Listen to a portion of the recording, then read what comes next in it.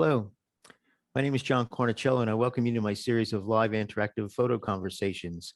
You can check out the schedule at cornicello.com/conversations for dates and times of upcoming shows and a list of previous shows and links to their recordings. If you want to let Dan in, you can, Judy. Okay. My guest today is Judy Schiller. Judy and I have known each other since the early 80s when we were photo assistants in New York City. You can see we had a softball team called the Gophers. That's picture behind me there. Judy graduated from the High School of Arts and Design and got her BFA in photography from the High School of Art and Design, from School of Visual Arts. She's worked with Rebecca Blake. I don't know if anyone remembers the movie The Eyes of Laura Mars, and Hal Davis before going on as a freelancer. Her concentration in photography is on musicians, but she also photographs CEOs of Fortune 500 companies. In addition to being a photographer, Judy is a retoucher, working 12 years at Lexington Lab and on our own for people such as Bruce Davidson and Patrick de Marchelier, and for other photographers and galleries. So please welcome Judy Schiller. Welcome, welcome, welcome, welcome. I guess I should also mention that you're a filmmaker. You did, what was the title of the? Happened in Havana, a Yiddish love story. The Yiddish Love Story, that's right. That's about your parents. Yeah. Is that your only film you've done? Well, yeah, that's my only, I did directed some other shorter videos, which were more for charities to raise money. But I'm working on another script for another film. Cool. Yeah. Yeah. That was my first film, and it really went way further than I ever, like you make a film and you don't know if anyone will like it. Yeah. So yeah. that it was on TV, and that was great. Festivals, all that stuff. Yeah, that's great. Yeah, I've stayed with the still world. Let me let Elena in. So when did you actually start assisting? So, before I worked for a guy named Denny Tillman first. I know Denny, yeah. So I worked he lives right near me. I run into him. I was the studio manager for 6 months, but then his reps told me about Rebecca Blake. And, I started working for Rebecca as sort of the production person. And then I was the studio manager. And then I left there and I was freelancing. So I wound up doing some production, and really I needed to get on the set, and learn the lighting and all that stuff. Was Denny's studio over on West 23rd Street? He was on 20th Street between 20th. Broadway and Park. Okay. That's where Denny was. Yeah. Good old photo district. Haven't been back there in years. Oh, well, it's not really a photo district anymore. Yeah, I can imagine. I can imagine. Yeah, so then I assisted for 5 years, and I really had a great time, and I didn't really want to leave assisting. But then I worked on this job. It was a month-long job at in Mexico. I was going on location, so I was the production coordinator and the second assistant on this month-long job in Mexico for Hyatt. And that photographer is the reason I left assisting, because I did everything except click the camera and collect $62,000. So I was just like, why am I still doing this? So I, that was, that was the end of that. So I decided to make the move. Want to reveal his name? His name is Chuck Fishman. And I'm friends with him now. I stepped off a bus on 23rd Street, and Chuck Fishman was in front of me, like years later. And he says to me, "Oh my God, you must hate me. I was so awful. I was having so many problems. Oh my God, what a nightmare I was to you." And I just said, "No, I actually don't hate you. It's because of you I left assisting." And since then, we're like, we're buddies. We run into each other at gallery openings, and he kind of made a little amends to me. So and I really had no animosity towards him, but that was a nightmare shoot, and it was a month long. So so then I came back and did that, But just think of all the money you made. Yeah. No, it was good. It was good. And I don't know. I have photos. Like I just took, when I worked at Rebecca Blake, there was like a cork board, and there was like Polaroids all over. Remember Polaroids? There were Polaroids all over the cork board. So I did the same thing. I took a Polaroid from every shoot. I came home and I thumbtacked it into a wall. Well, at some point I ran out of room on that wall. So I put everything in a book. So I have 2 volumes of Polaroids. So I kind of, took some photos of the Polaroid book, thinking, this is about photography, right? So it's more interesting to look at than to talk about it. So should I share the screen, Yeah. John? Yeah. Yep. Okay. So like, I just sort of,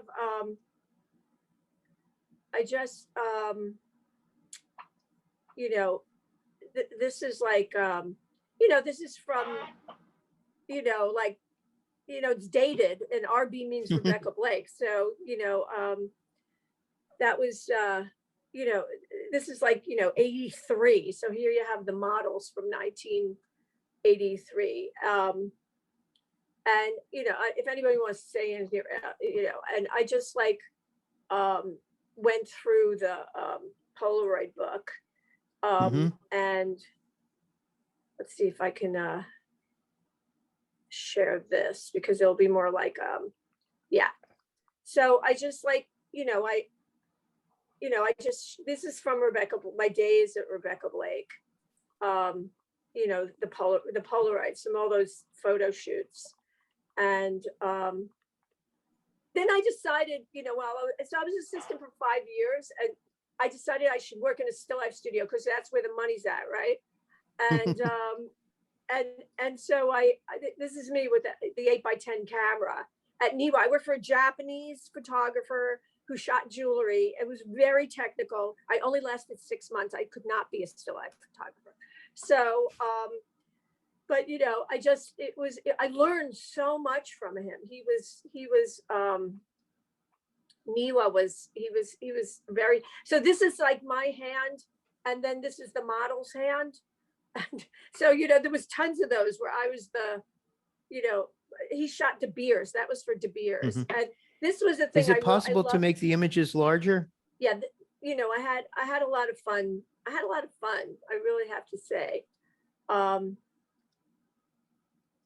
like this is my hand with, like on the, like before the hand model gets there, and then,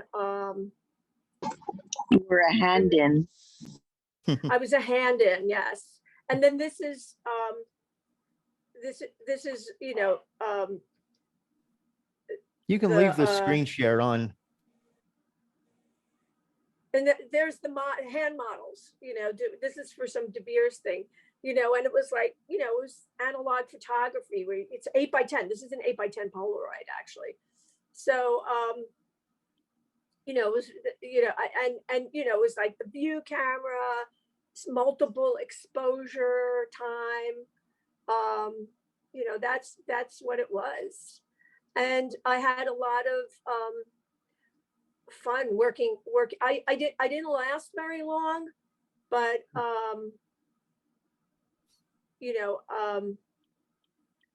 let's see. But I really learned all the technical stuff.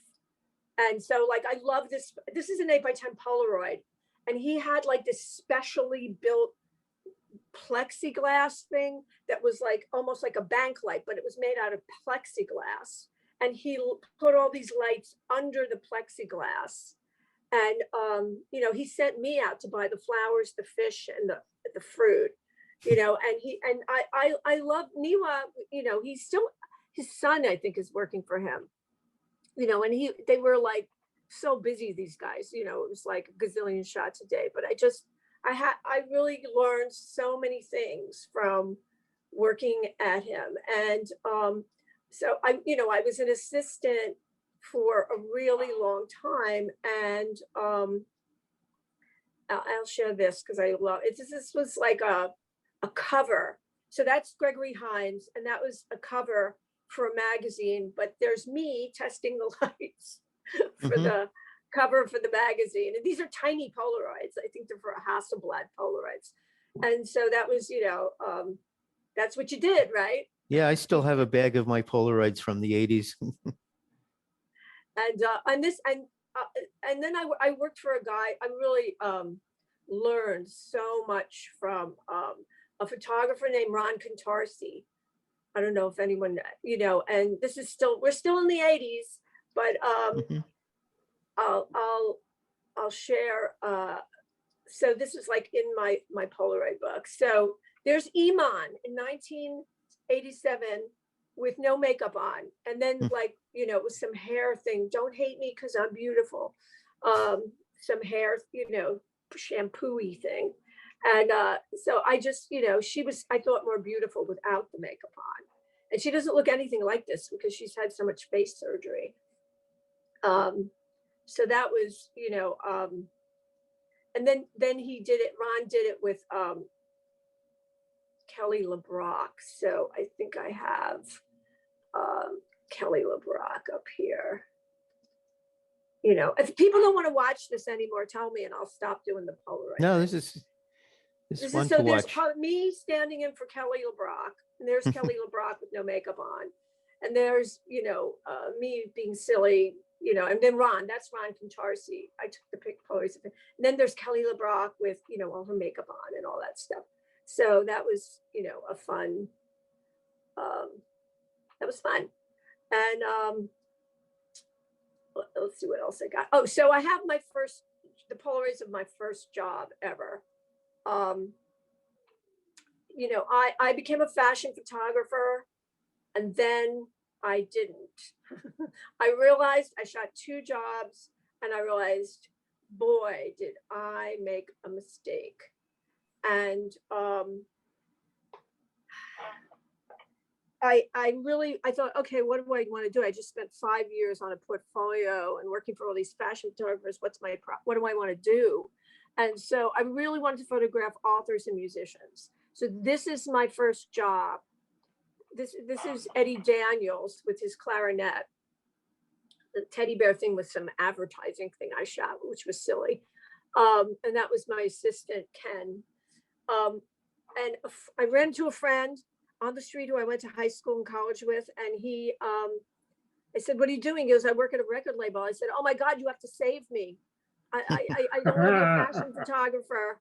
I made a big mistake. You have to help me.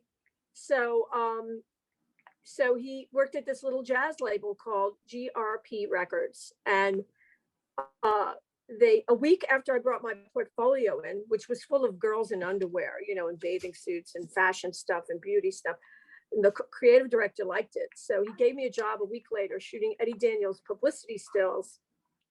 I was so nervous. I said, can I see what his old publicity stills look like? He said, sure. I was like, go up to the record label. They were so bad. His publicity stills were so bad. You look sweaty. The lighting was bad. I was like, oh, this is a piece of cake. I can do better than this. So I shot this is from the first shoot I ever did for GRP Records. And, he and I got along great. It wound up on a cover. He wanted me to come shoot the concert. They said, do you know how to shoot concerts? I said, yes. I lied. I just thought I'll shoot a lot of film. And if it looks bad, I won't give it to them. That was my plan. So it came out, it all came out good. I didn't know what I was doing, but it came out okay. And then I wound up shooting a lot of jazz stuff. So Did you do mostly studio, or did you also do the live performance stuff? I did everything. Yeah, I was Yeah. running up and down the halls of the Beacon Theater. I had a good time with that. And then so this was like I photographed the Brecker brothers. And this is an in-studio thing. I wound up shooting them, and this was from a shoot that wound up on the cover of Downbeat, but it was really for the record label, for the inside of the record. And this is like in my studio, which I don't have anymore, of course. It's because no one does. And well, I shouldn't say that. Some people do. Some lucky it's actually people do. pretty amazing. The studio, remember that Paul and I started on North Yes, I 29th used to Street? yeah. That's still there. I know. Paul's like, oh, you can rent it from me if you need it. I was like, great.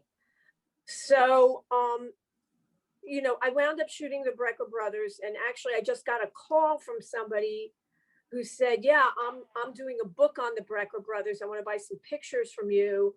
And I said, I have tons of them. So he said, send them to me, and because, Michael died. So this is how I sent them to him. I just put the slides on a light box. I still have a light box.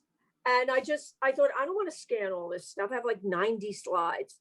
So I just said, yeah, I'll put them on a light box. I have some stuff of them performing. I have, so they're buying like one image. The book company doesn't want to pay for more than one image, but it was really fun to do this. And I shot medium format. I shot 35 and then, I have the cover. So I'll just show you the cover. I hate the red, I have to say. This was not my idea to have a red background. But I'm not the art director. So this is what the art director made me do. Does anyone have any questions? Pop them in. Please, feel free. Yeah, this is an open conversation. Join us. So, I'm still friends with a lot of my former clients, and what happened was, What's a client? right, I still have one or two,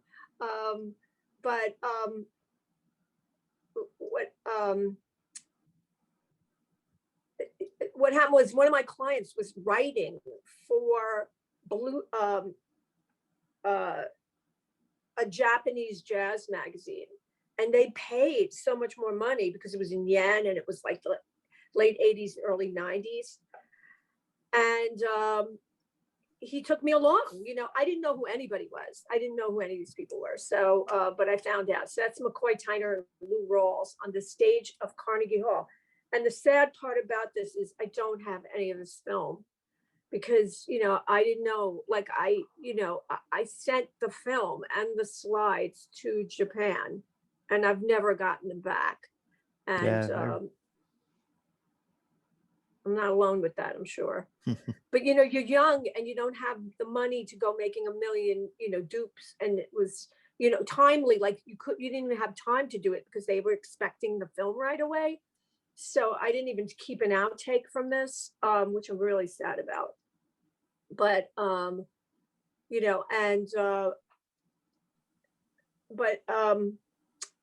was, and then so I started working for this jazz magazine in Japan a lot. They started hiring me a lot, and they did a lot of stuff on jazz, and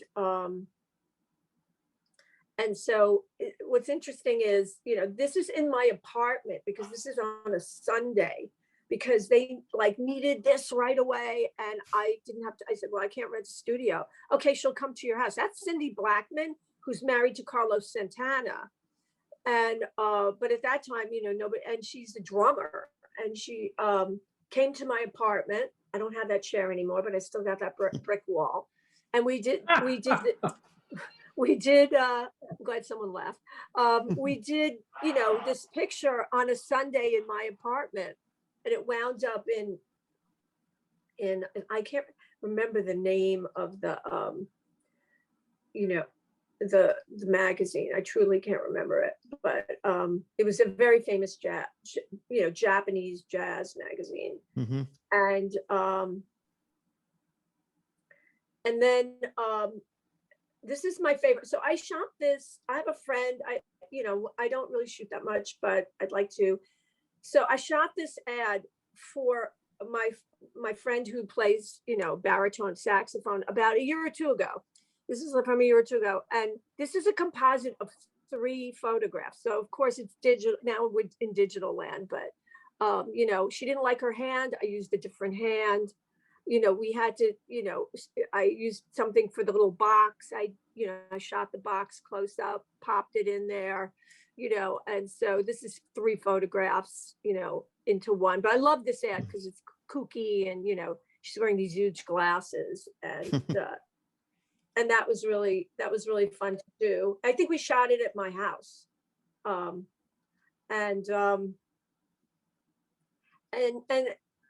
so that was fun. And I have another one to share also, like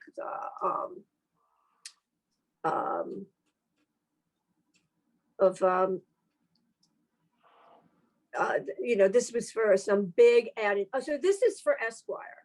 This was Esquire Japan. And it was like a long story with a lot of musicians on, that I shot on different days. And this is at my studio. And and Diana Krall was very young and she was very insecure and she was very,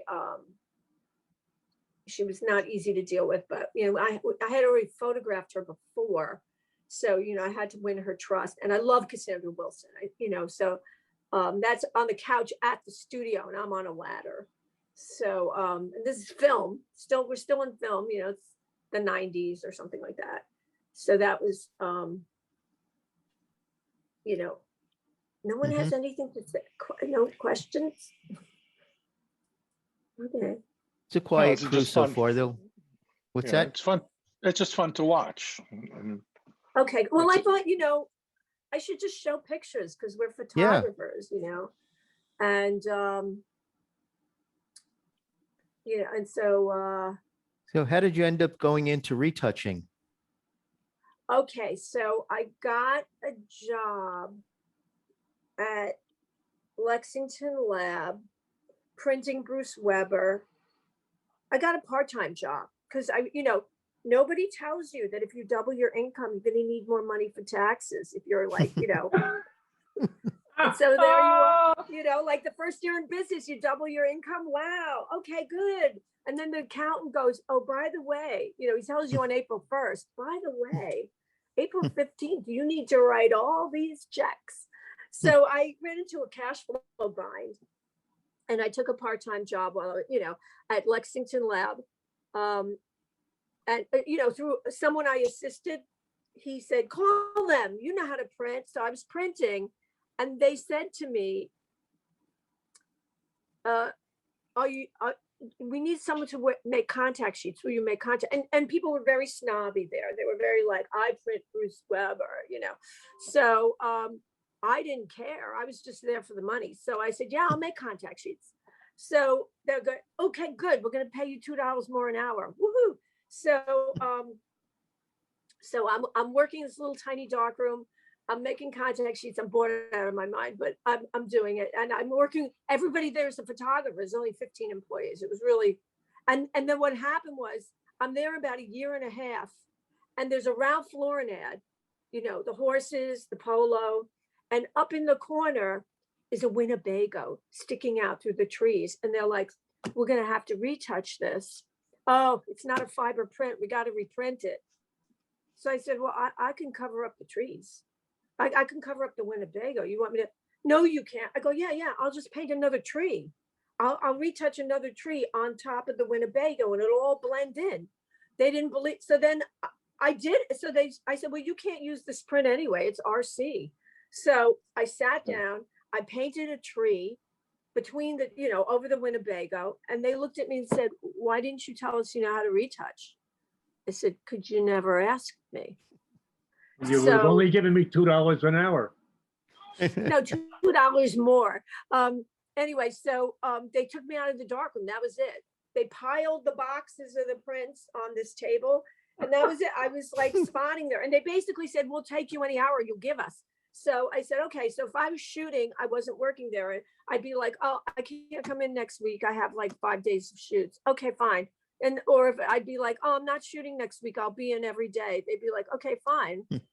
So, and I could print, I gave up my darkroom at home because I could print there. They developed all my film for free. There was someone toning prints.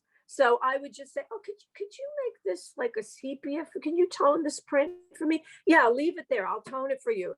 Could you make this like a can you selenium tone this print? Yeah, I'll selenium. So it was, who wants to leave a job like that? Like I can print all my work there at night. The only thing I paid for was the paper. I did, I paid for the paper, and I can make a million contact sheet. I mean, it was fantastic. I didn't want to leave that job. I actually worked there 12 years. And I left there in 2002 when they merged with LI Color or some other lab. They didn't need a part-time retoucher anymore. So I left there, but I wound up working for Sarah Jenkins Fine Arts. And we also had a great deal. Like I had keys to Sarah's darkroom, and I'm like, can I print my own stuff on the weekend? She's like, yes. I'm like, I don't want to leave here. And then she folded up and closed. And then somehow DeMarchelier heard about me, and they gave me a retouching test. And then they're like, okay, you're hired. And, I was freelancing. And then they said, can we give your name to Silverworks? I said, yeah, you can give my number to anyone you want. So I started working at Silverworks in 2002 also, which was Avedon's lab. The guy who was the first assistant for Avedon opened that lab. And I went to work for Silverworks, and the only thing they had me retouch are the murals. They'd have me come in if there was a mural. And what happened was there were two printers there, very nice guys. And when Silverworks closed in December 31st of 2004, in 2005, those two guys opened labs. They're like little mini dark rooms. They're still printing. They're actually both still printing. And they didn't have, they would tell the photographer, call Judy. They didn't have a room for me to spot on the premises. Actually, one did. I did do for Bridge Photographics was one of them in Williamsburg. So I did go out there and do some retouching, but all of a sudden I'm retouching for Bruce Davidson because, John was printing Bruce Davidson, and 6 months they're delivering the work to my house, and then they're picking it up for me. But 6 months later, they're like, Bruce wants to meet you. And I'm like, very nervous. I'm like, oh, what are you going to talk to Bruce Davidson about, right? So I go to Bruce's apartment. He's on 86th and Broadway. And I sit down with him in the kitchen. And I said, did you see the Annie Leibovitz show yet at the Brooklyn Museum? Maybe it was at the, this is what I think I'm supposed to talk to Bruce about. At the Met, did you see the Annie Leibovitz show at the Met? He says, have you ever eaten at the restaurant at the Met? I'm like, no. He goes, they have a really good Salisbury steak. All Bruce wanted to talk about was food. Bruce Davidson, he's like, do you eat pastrami? I go, that's not so good for me. Not really. He goes, well, maybe we can go to Katz's and share a sandwich. I mean, I'm laughing. I was laughing hysterically. I thought, Bruce Davidson just wants to talk about food. I was like, oh, and he and I, got along, I thought he was hilarious. And his wife was like a mother to me. I mean, she's very ill now, but Emily would she'd be in the kitchen. I'd be retouching on the dining room table, and she'd open the kitchen door and go, come in for lunch. I made you lunch. It was like, really, really lovely. And, I was still at DeMarchelier. I felt like the fashion business is like the mafia. Once you're in, you can never leave. Because I kept retouching for all these fashion. I'd be in the middle, they put me in a corner on a fashion shoot. And I thought, I can't get away from this. Oh my God, I'm still here.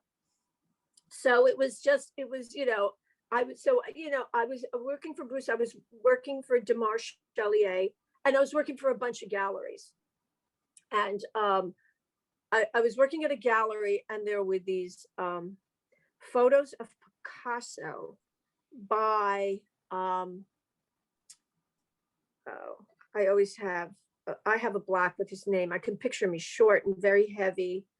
And he did that great photograph of Igor Stravinsky at the piano. Arnold Newman. Thank you. I have a mental block with Arnold Newman's name. So there were these Picasso photos of Arnold Newman, by Arnold Newman. And they had 3 of them at this gallery. And obviously they were contact sheets that had been clamped, so the clamp was where the clamp was white. And they were like, can you fix this? I go, yeah, I can fix it. So and there was something wrong with some other print, and they said, oh my God, we thought we had 1 print to sell, but now we have 3. You just added $10,000 to, I was like, why am I charging so $10,000? I did that, took an hour, and I just added 10. So I started raising my prices when I heard that. Good thinking. Okay, I just added $10,000 to the value of this photo. And so now, I shoot very little and I retouch a lot. I hear you've So, cornered the market on spot tone.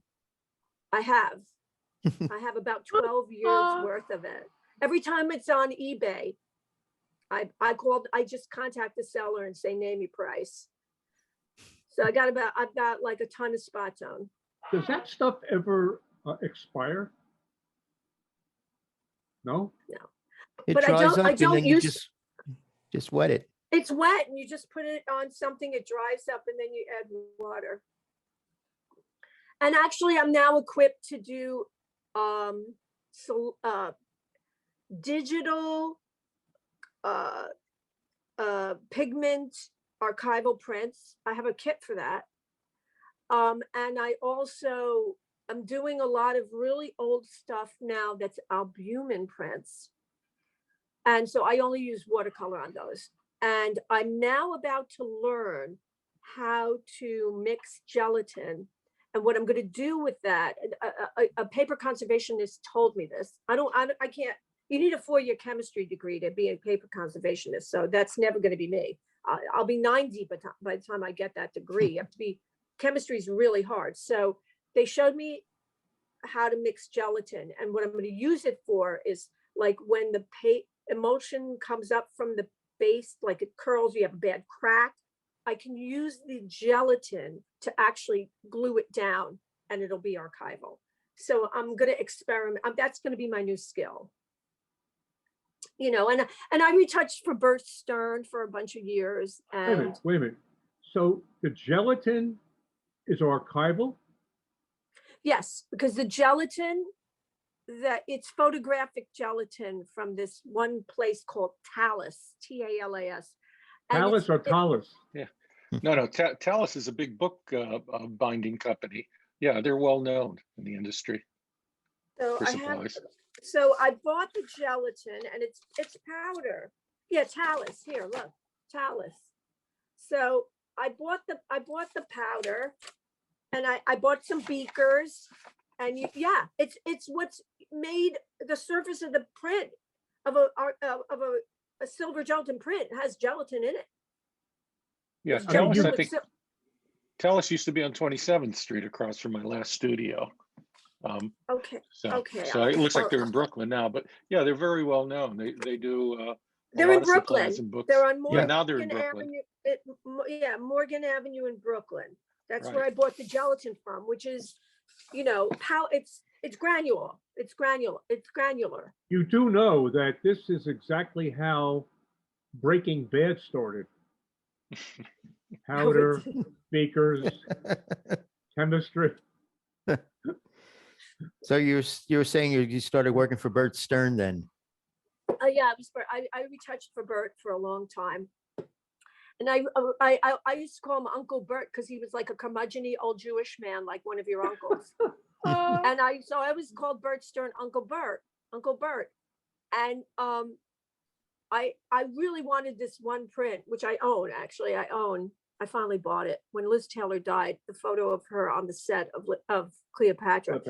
And every time I'd retouch it, I'd say, Uncle Bert, my birthday, May, this print, 8x10, me, don't you gift, and he would just stare at me and not say a word. No, But then when if you saw the movie about him, I never knew he had been like a drug addict and all that stuff. So I was like, oh, no wonder he was so curmudgeon-y, Uncle Bert. So, yeah, I had I feel really lucky. Like I've had, I hang out with Bruce Davidson, and I hung out with Bert Stern, and I didn't get to meet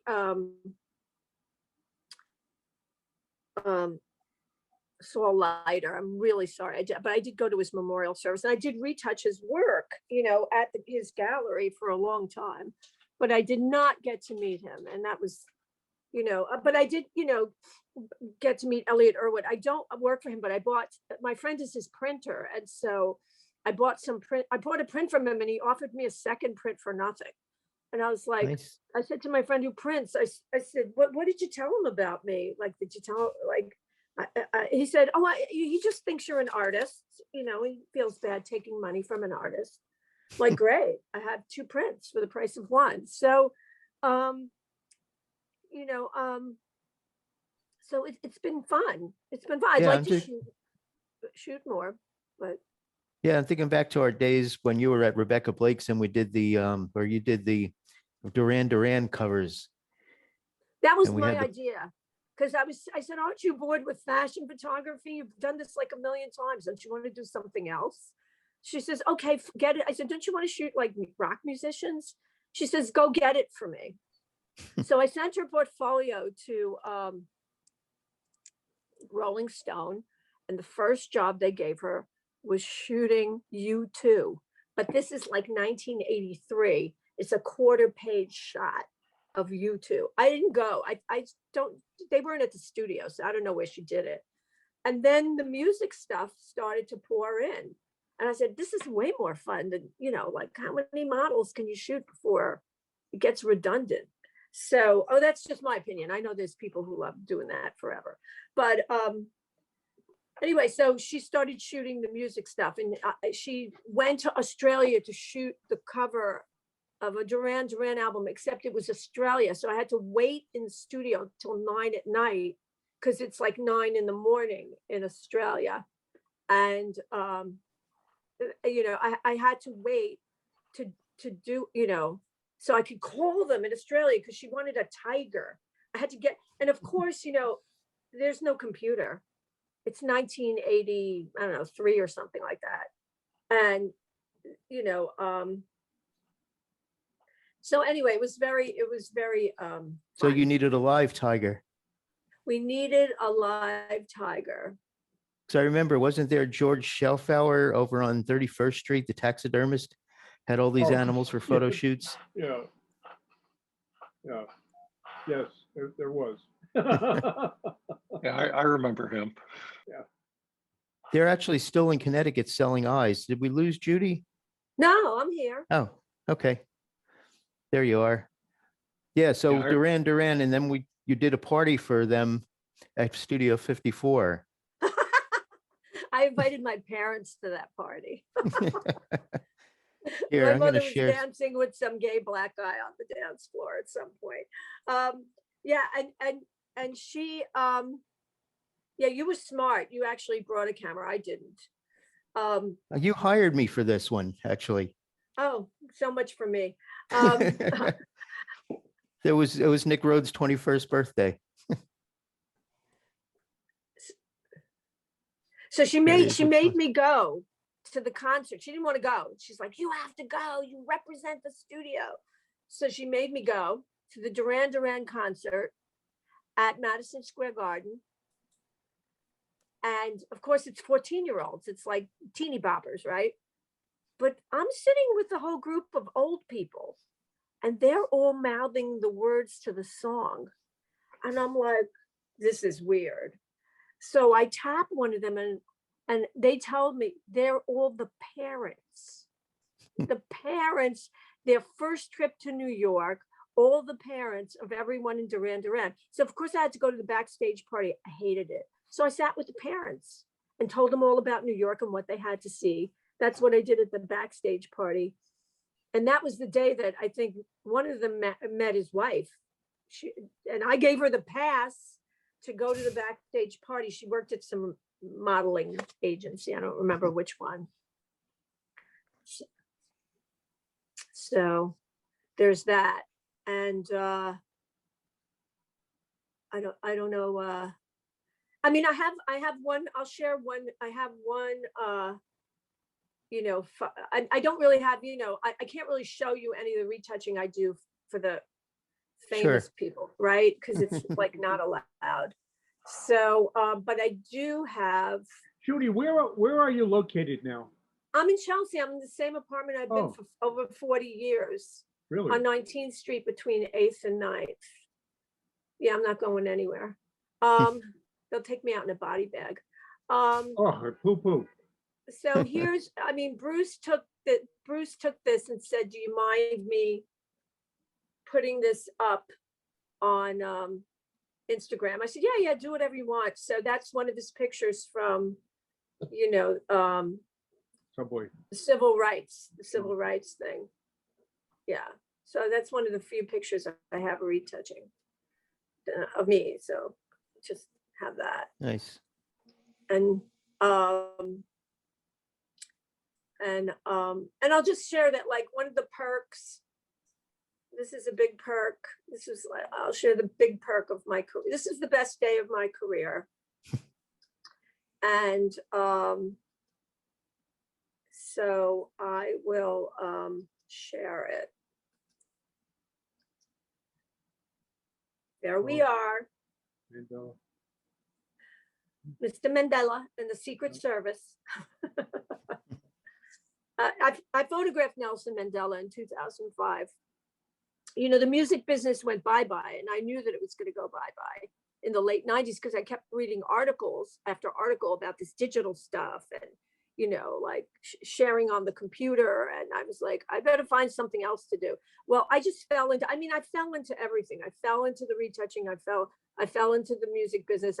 So I fell into Goldman Sachs, and I was working for Goldman Sachs for 12 years as their photographer. I did everybody's headshot and all the events. They had like 5 people they were using. There was a staff photographer, she left. So I wound up at Goldman Sachs, which I actually had a lot of fun at Goldman Sachs. They would always introduce me as the person who photographed Miles Davis. So someone there left Goldman Sachs and was the head of the New York branch of the Nelson Mandela Foundation of New York. And they called me and they said, can you photograph Nelson Mandela at the Waldorf Towers?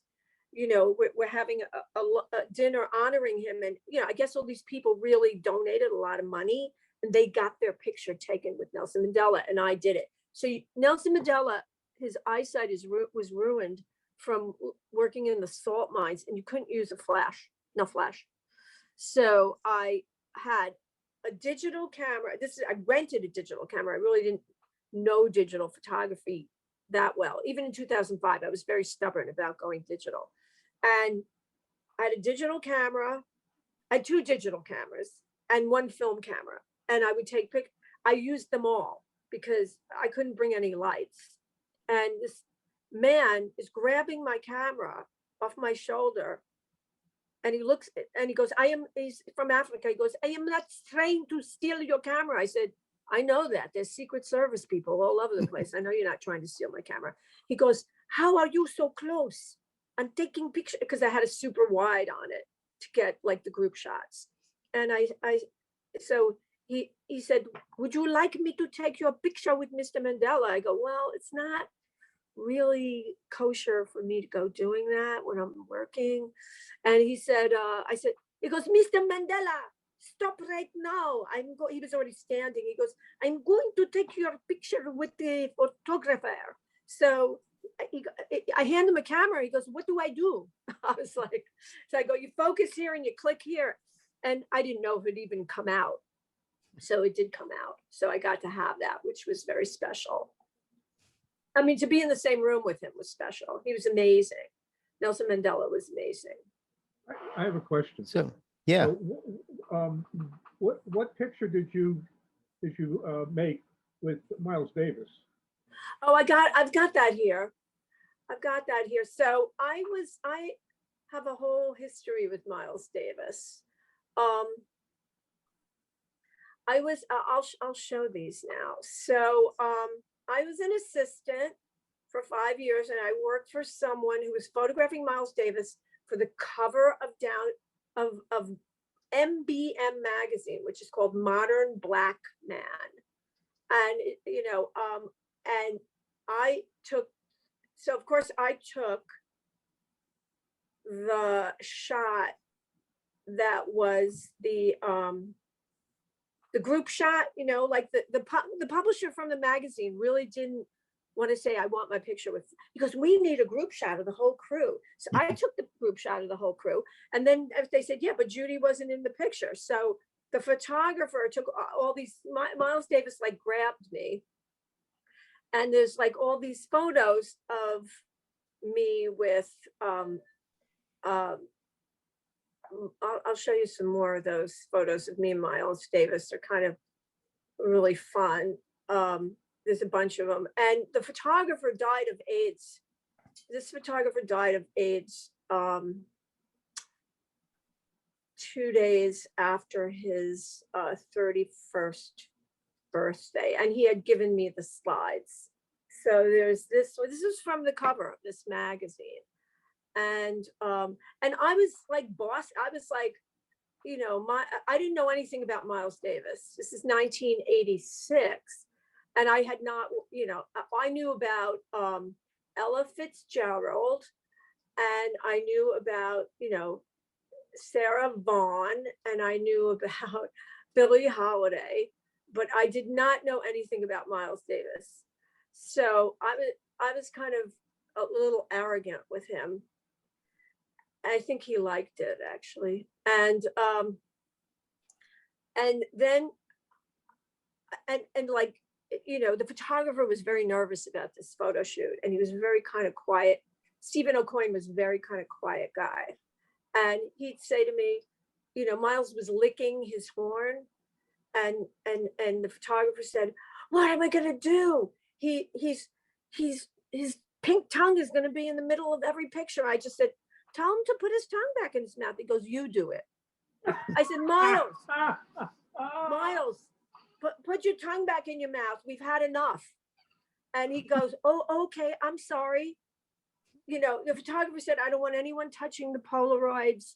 I don't want anybody touching the Polaroids, till the end of the shoot. People walk off the Polaroids. I really want to have them all to look at as we shoot. Miles starts picking up the Polaroids. I go, Miles, please don't touch the Polaroids. No one can touch the Polaroids. It goes, oh, okay, I'm sorry.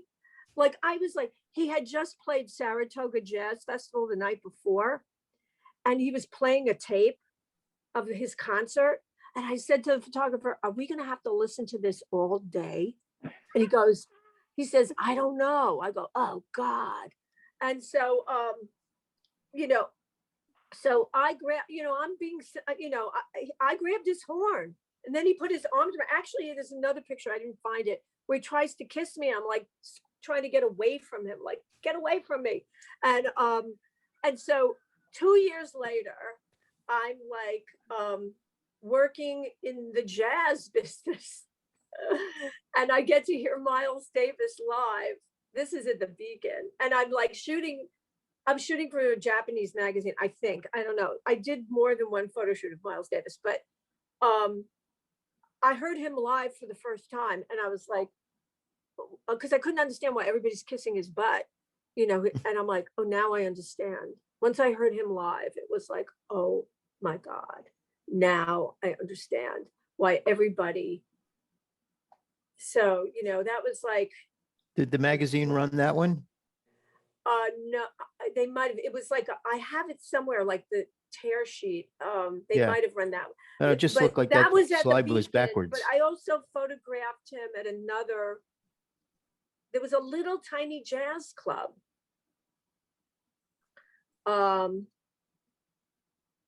This is something fun. There was a little tiny jazz club that opened in the Edison Hotel. I don't know if, in the basement of the Edison Hotel, I forgot the name of it, something blue. And the opening weekend of that jazz club was Miles Davis. And I got hired had a very small stage, and Bill Cosby came, and by Swing Journal. That's the name of the jazz magazine. I couldn't remember. The Japanese jazz magazine is Swing Journal. Swing Journal hired me to shoot that weekend. And there was such a small stage. You know, Miles Davis liked to play with his back to the audience. Well, because it was a small stage, I could move towards the back, and I photographed him facing me with the audience behind him. He was furious. He was so furious that I was shooting him, you know, facing him. He was giving me the dirtiest looks all night, and I didn't care because it was much better pictures. And those pictures were, you know, for Swing Journal. And those went to Japan, those slides. I had an agent at one time in Japan, and he got me all the slides back.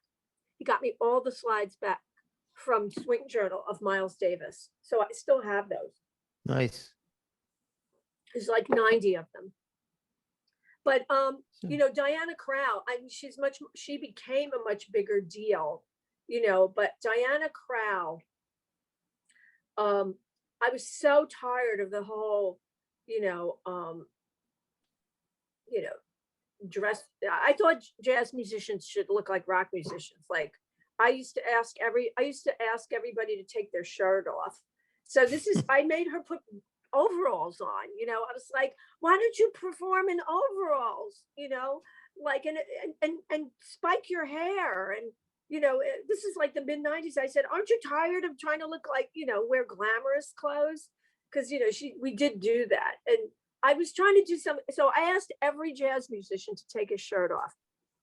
It was a very interesting experience because I asked Herbie Hancock to take his shirt off. I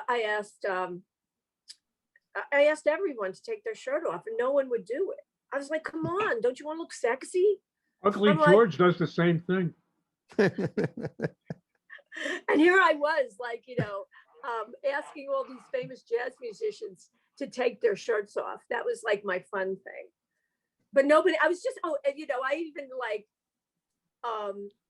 you know, for Swing Journal, I also shot, you know, I shot everybody big. And so, and that was, you know, fun.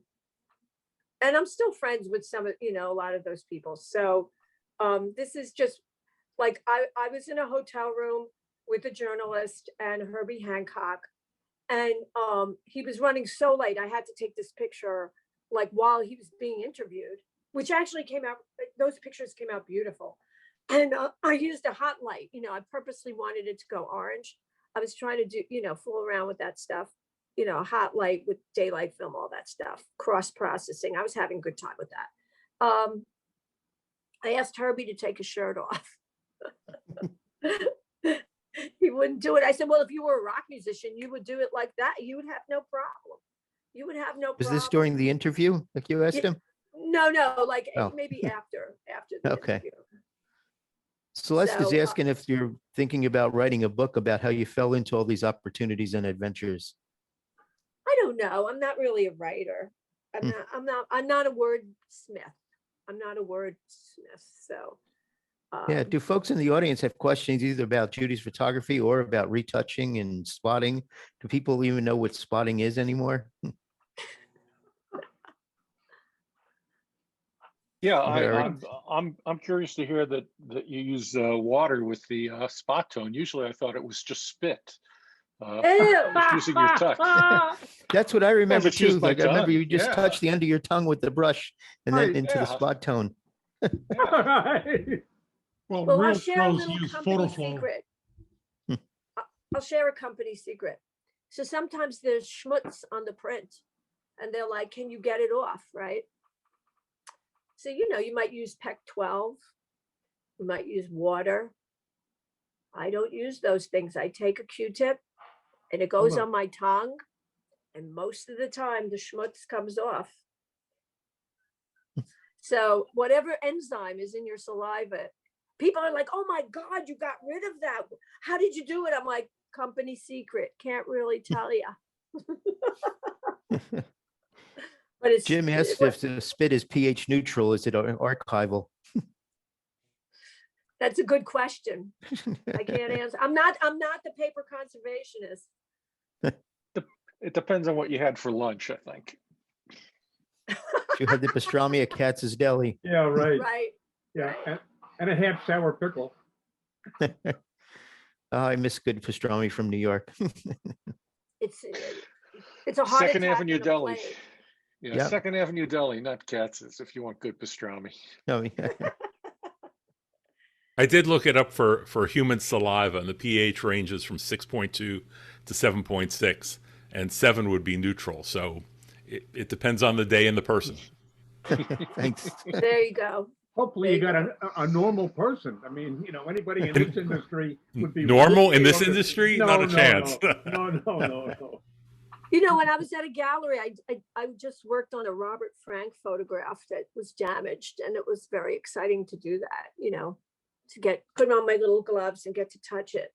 It was like, wow. And I've started collecting, so I have a bunch of stuff here that I want to collect more, but. What kind of work are you collecting? So I have 3 Bruce Davidsons, of course. One of them was a partial payment for a big job.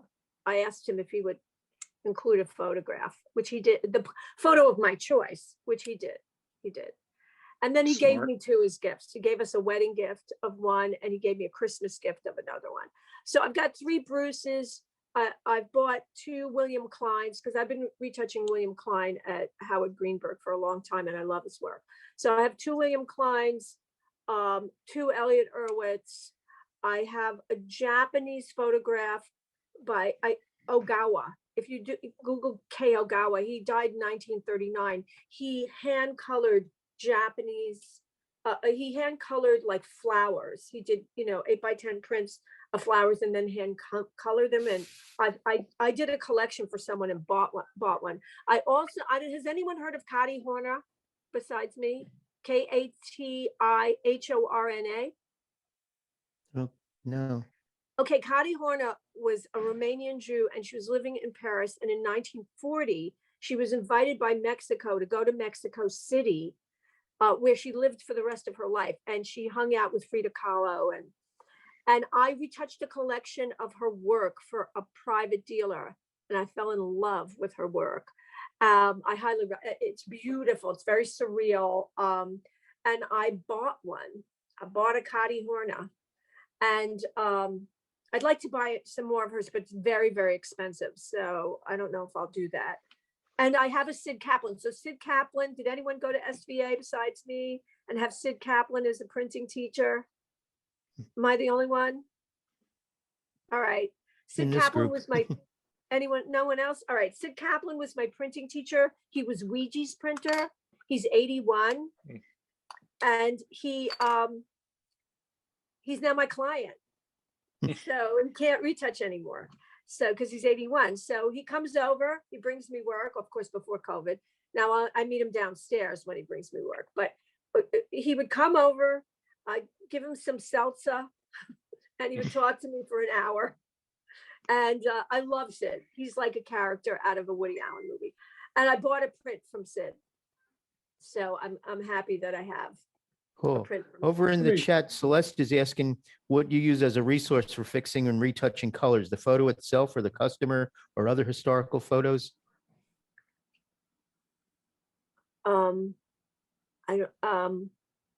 A resource for color.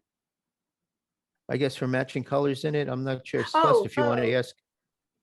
For matching colors, I have a palette, and I'll mix a color and try it out on maybe a napkin or and see if I've matched it. Usually I don't really have a problem with that, because everything's either really on color prints, everything's either blue or sepia, unless it's red. But really, if you look closely, and you're retouching, it's like putting grain in. So it's really, I don't really, once in a while, I did a whole collection for Joel. Oh, I'm losing Meyerowitz? names. Meyerowitz? What? Meyerowitz. Meyerowitz. Was is it Meyerowitz? It's another Joel. He's in his 70s with the big bushy afro. Oh, Anyway, you know what? I'll look him up in my phone. Anyway, I did do a big collection for him, and it was all color. And you know, that was the only time, like in the forest, you know, some greens are bright green and some greens are more sepia and more brown. That was the toughest mixing job. Joel Sternfeld. I'm sorry, Joel Sternfeld, my new pal. He's my new pal. Joel Sternfeld, I did a huge collection for him, and a lot of them were murals. And that was the most difficult mixing job, and so I'm using Peerless watercolor on every color, unless it's inkjet pigment prints, which I have other dyes to use for. But other than that, I'm using Peerless watercolor on the color. So are you doing any Photoshop work, or are you all working on prints? Yeah, no, I'm doing Photoshop, and mostly the Photoshop work I'm doing is for movies. So when stills are going into movies and they're old pictures and they're terrible, you don't get to work on the original. They have a scan, and they send me the scan, and I did a movie on a sculptor, and so all the pictures were from 1860s and 70s and 80s, and so, and because it's digital now and everything's HD, they want the prints to look pristine, so, I'm looking at an image on my computer and I'm saying to myself, what did this look like when it was printed? So I'm really just going in, even burning and dodging, which the burning tool, and burning in to create more depth, to create more, like when it was printed, it wasn't so faded. So yeah, you can do a certain amount of that in Photoshop, just, with the curves or something. But really, if you want to make it, and I'm getting rid of all the dust and, taking people's names out, and removing scratches, adding arms to tears, like whatever, I'm doing all that stuff, putting in a hand, whatever, an eye. But, I'm really trying to envision. So I'm doing that kind of restoring. I'm kind of doing more restoring. I mean, I can composite, I can add your head to somebody else's body, and I could, people are always like, can you make me look thinner? And I'm like, yeah, I'll liquefy and just, is that thin enough? Eat a pastrami sandwich. I'll make you look thinner. I've had that. Of course, Judy, but let me ask you something. that much. I don't really do that much retouching digitally. I mean, every kid knows how to do it. So, Judy, when you said Michael, that you're coloring, you're retouching color prints, are you using dyes or pigments? So I'm using Peerless watercolor for color prints. It's dry and you add water to it. No, that I understand, but I thought you said but you mean for the archival pigment inkjet prints? Yes. Okay, so I found a company in Australia that makes a kit for it. And what it is the leftover ink that is in the Epson cartridge. They actually take it out and put it in these little vials, and they sell you a pallet of the ink. So they didn't want to sell it to me because they're in Australia, and they're like, no, we don't ship to the US. I said, look, what do you want to charge me for the shipping? I need to have this. And I needed to have it because it was a damaged print by not Sarah Moon, but somebody else, her contemporary, who passed away. And it was a mural print, and it was damaged, but it was signed, and it was inkjet digital print. And I said, I'm waiting for this kit. I'll order a kit. And they kept calling me, when is the kit coming? And someone else is like, oh, Dugal, they just use spot on. I said, well, I'm not Dugal. I'm going to wait till I get the ink. I'm waiting till what an endorsement that was. I said, I'm waiting till I get the kit. It took 2-3 weeks because it was coming from Australia. So they sold me this kit with all these little vials of every color that's Epson ink. And that's what I use for inkjet pigment prints. Have you ever thought about contacting Epson directly to ask for No, that's a good, So we- that's a good idea, Jack Risnicki. I'm gonna write that down. No, but if you know Dano, he'll say, Yeah, I can't tell you. I can't tell you. Yeah, But, I you know, know, but that- Dano would be the person to contact But for that's an something like this. that's an interesting idea. So how many of us just take the cartridges out of the Epson printers and just toss them away? I never thought about opening it up and storing what remains in that little cassette, that little cartridge into a bottle to do some retouching on color inkjet prints. Well, That's what they sold me. uh-huh. Well, Stephen Shore was asking if you have any problems with the retouching dyes fading over time. Not in my lifetime. I mean, maybe, I mean, I've done the best research I can to, you know, make sure I'm using the right thing on the, I mean, I called the Met and I found out, you know, that they only use watercolor. They only use something removable. That's what they use.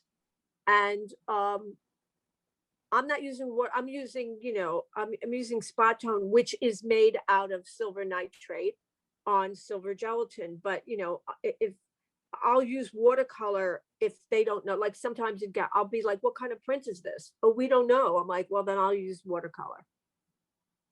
Yeah, I mean, I was nothing's I was concerned because I have a 32 by 35 inch family portrait on black and white silver paper, and it's been replaced twice because there was a thermostat on the wall they retouched out, and it just keeps fading out.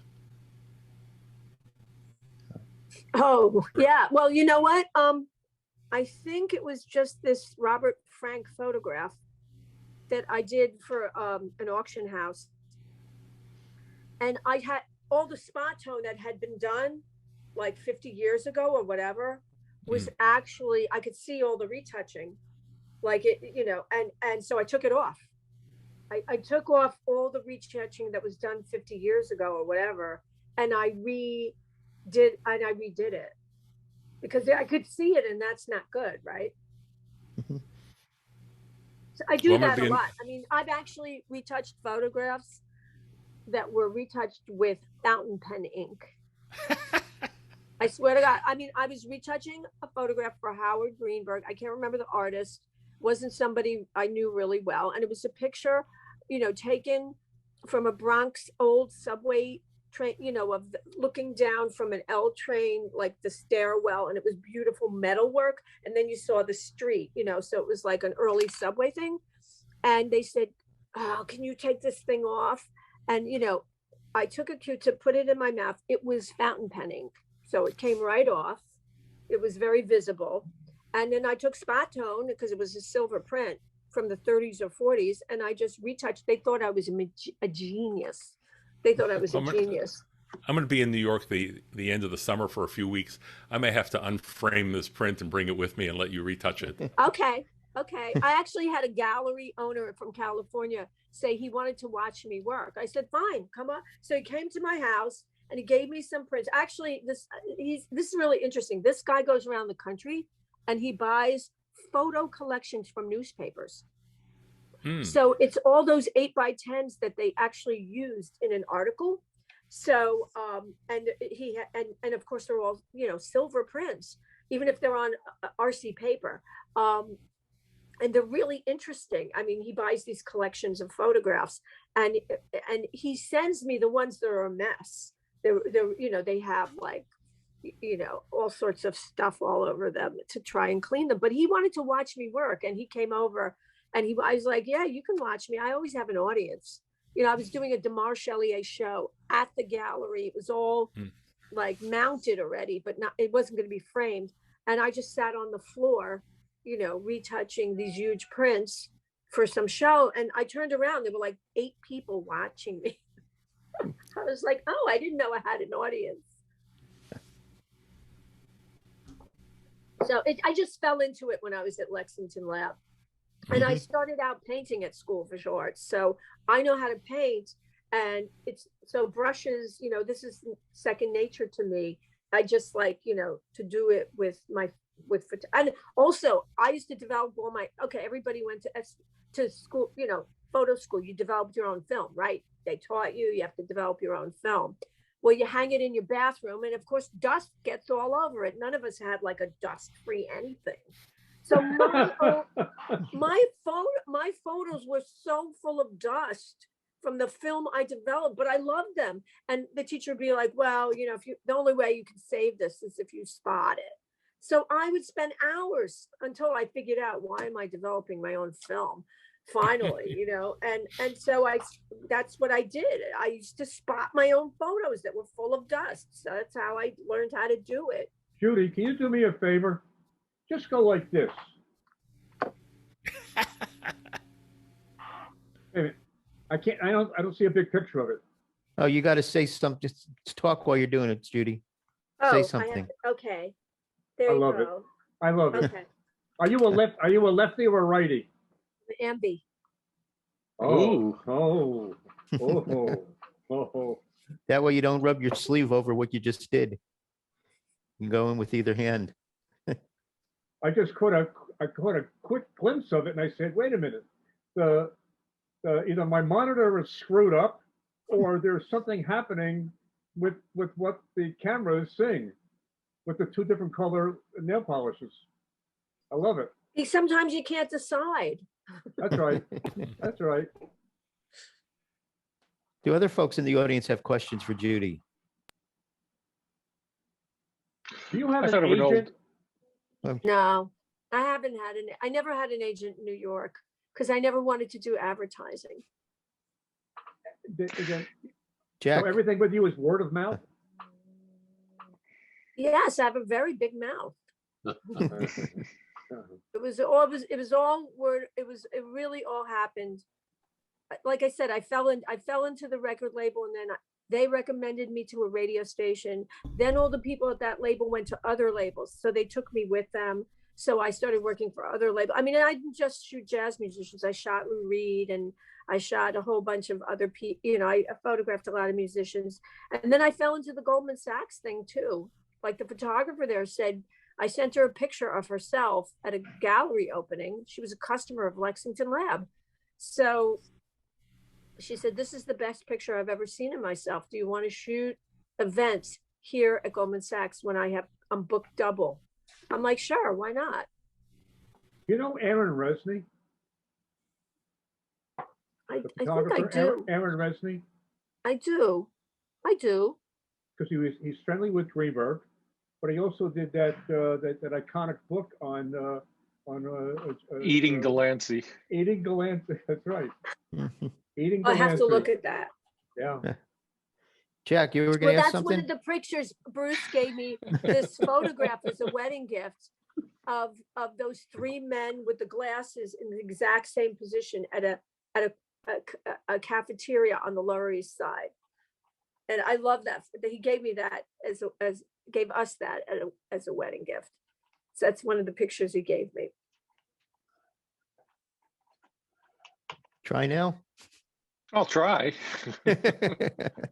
It's hard. No, I just a couple of just quick comments. I think one of the things that you're showing is what I see in young photographers today, which is multiple streams of income and the importance of networking. When I talk about the business to my grad students at SVA, those are two things that we try and tell them, that today it's not like the old days where a lot of us just did one thing and that carried our career in advertising. That there's one young woman I know who is a prime example of multiple streams of income. She shoots very good stuff, fashion stuff. She shoots PR stuff. She does digiteching for photographers. She does all sorts of stuff and makes an extremely good living, but it's multiple streams of income. It's not depending on one thing. And a lot of it comes through networking, which sounds like you got a lot of your stuff. And that's the beauty of New York, is you're not in a small town. There's so many opportunities for people to see you and do stuff. Yeah, I didn't even touch on, like, I tried to have a film career. I actually learned Avid. I took a weekend course in Avid, Then I Mhm. went to work for an editor for free for 2 years. And then 9/11 happened. And I said to a friend of mine who worked at Channel 13, I know Avid and I'm very worried about work. So if you can get me any work, assistant editing, I'd appreciate it. Well, it turned out I had two friends who work there. And thanks, Wendy, for coming. And what happened was I wound up being an assistant. I worked for 6 years at NBC as an assistant editor. And I found out I don't really want to be an editor because you really have to be good at sound and music and and effects and all these things I knew I would never learn at that point in my life. So I stayed an assistant editor for 13 years, which I loved. And I learned, tremendous amount. And I still have all these friends that are editors. And, I did that for a while, thinking that I'm going to transition out of photography into film editing because it's like movement and images. It's images and movement. So I thought that would be fun. But it's not just that. There's all these other things you better get good at. So, Did you and that know? was all, yeah. Did you know Trix Rosen at NBC? No, Photographer? NBC's got no. I didn't. Yeah, I I know, didn't it's a know big- any of big the place. photographers at NBC because I was like on the Dateline and the Today Show. They Mhm. had me on Dateline and the Today Show, and that was really all I and then I worked for Peacock Productions. They moved me to Peacocks, and I had a great time. I had a really good time there. I mean, I was dancing with Lester Holt at the Christmas party. I just had a really super good time at NBC. And, so I didn't want to stop working there, even though, and I worked at ABC also, and it also worked, I worked at Channel 13, and they referred me to National Geographic, which opened an, editing and post-production place in New York. And I worked at, I was the first assistant editor in their facility. But Yeah, know, it really points to multiple streams Yeah. of income and different different skills that you keep applying in different areas, or similar skills applying to Yeah. different areas. Yeah, now I'm taking violin lessons in COVID because I'm so bored out of my mind. I've got a really So- good Twinkle Twinkle Little Star. So how did it happen in Havana come about? Okay, so I was working as I always, I always wanted to be a filmmaker, even when, I couldn't afford to be a filmmaker at SVA. So I was hanging out with the filmmakers and studying photography. And I love photography. I love photography. I still love photography. I love other people's photography. I love collecting photography. I love shooting photography. So I went to see Martin Scorsese's movie that he made about his parents called Italian American. It's 45 minutes long. It was at the Film Forum in January of 2005. And they showed it with another documentary he made in the 70s called American Boy. So he made this movie about his parents.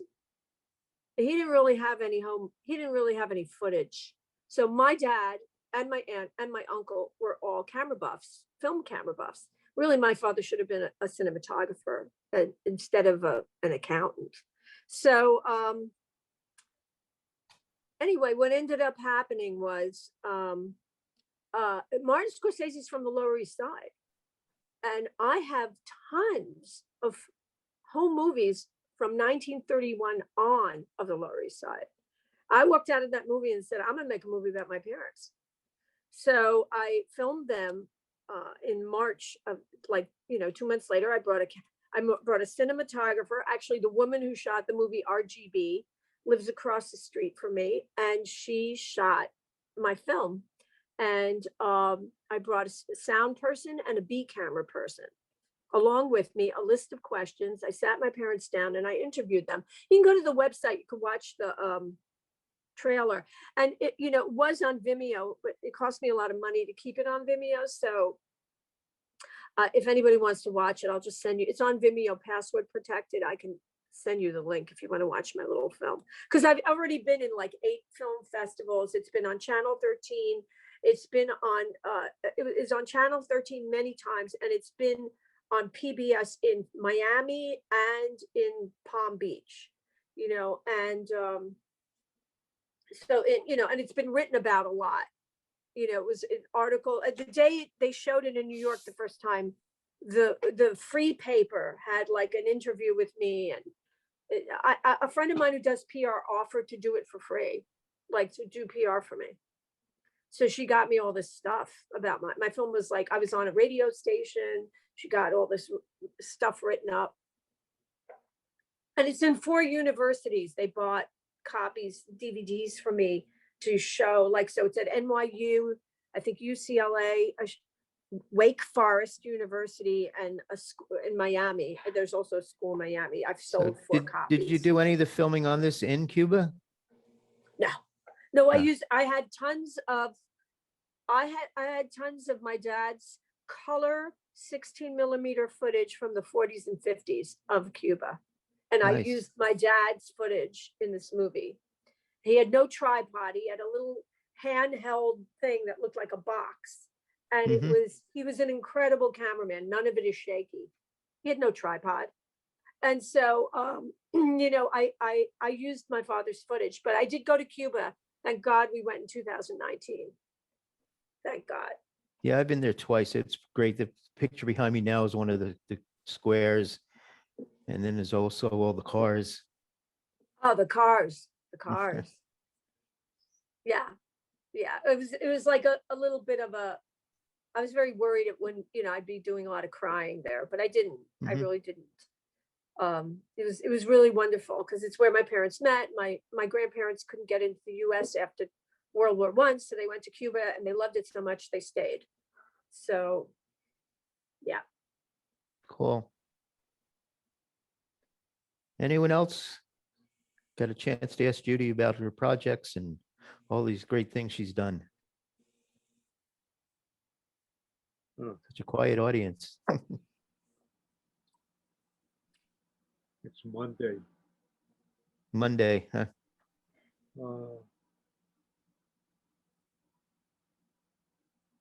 Don't think too hard, Michael.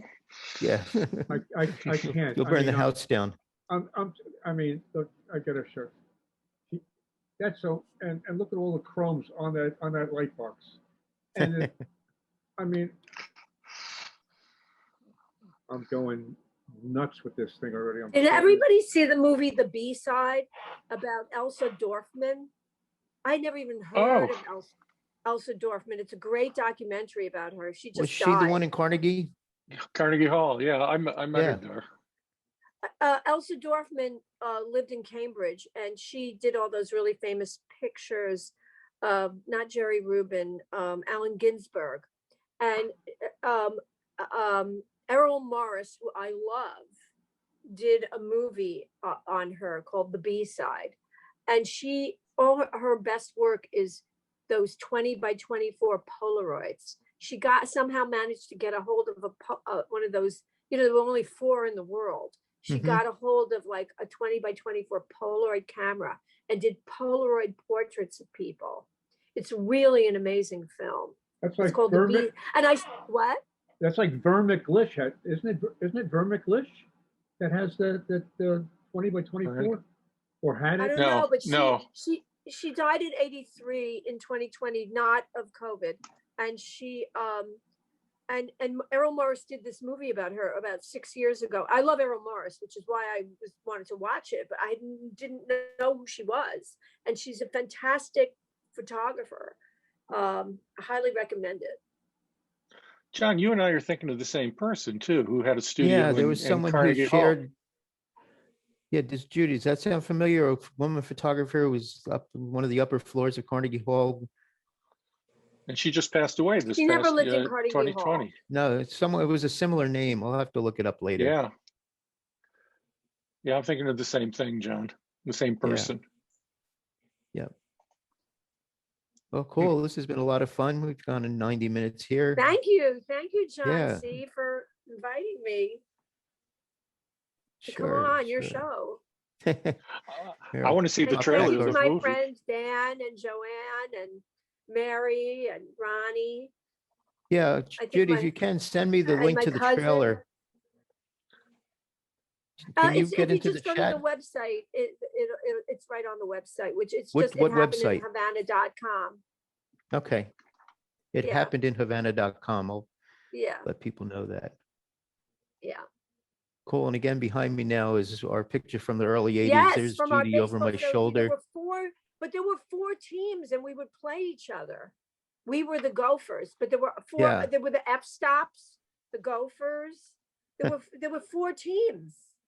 That was the assistance committee of ASMP. Yeah, we the started that. ASMP. Oh. And Marvin yeah. Kozan. What's I that? see Marvin in it. Although now he was Dan Kozan, looks like the lower right. Here, I'll slide out of the way there. Oop, that doesn't work, does nope. it? You need Yeah, my, that works. you need my green screen. So need I to see duck Joe down. Poboreskin in there, Paul Josabello, Chad Weckler. Where's Thank you, Joe? Elena Judy- Bethke, for coming. Joe Poboreskin on the end with his arms crossed and the dark Yeah, glasses. oh God. Yeah. Mary McCauley's in there. And you gotta who slide else? over again. Slide Yeah, over. you want to gotta see the slide over pictures again. behind me there, right? Those are that probably one. the art directors.